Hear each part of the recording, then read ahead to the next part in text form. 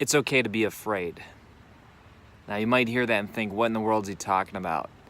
We as adults, we as maybe even men especially, we don't admit fear, we don't talk about fear. But the reality is that I've realized that fear can often be compartmentalized. In other words, I know people that are so brave in certain areas. I'll admit that I feel that way many times.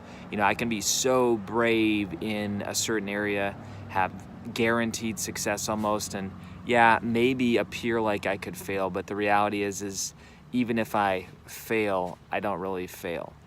But then there's other areas where I have no clue. In fact, I don't even venture into certain areas because I'm afraid. And it's okay to admit that, right? Let's just be real. So many times we wear this bulletproof armor where we appear like we are essentially bulletproof and nothing can touch us, no one can touch us. But the truth is that I feel, especially in this next year, that there are some areas that I need to go into, non-business related, that are fearful. I mean, there is no way that I can predict success.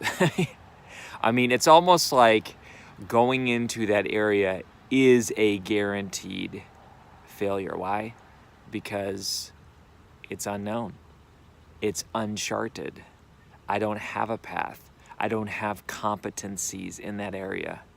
And it's okay to be afraid. And I want to challenge you today. It's okay to be afraid. See, most of us are so good at one thing or two things or three things, and we just keep playing. And listen, I'm not talking about discover your strengths or, Marcus Buckingham, or I'm not talking about strengths and weaknesses in a skill set scenario where if you're bad at details, focus on details. I'm not talking about that. I'm talking about doors that have been closed. I'm talking about fears that have been there from a very early age. These types of things. Look, if there's a door in your life, a door in your heart, a door in your head that you always walk by and that you always rush past, maybe that's the door you need to go into. You know what I'm saying? Maybe that's the door that holds power over you. And it's exciting because I feel that in this next year, there's going to be some doors, there's going to be some doorknobs that I jiggle, that I haven't been opening in a long, long time, and I'm going to.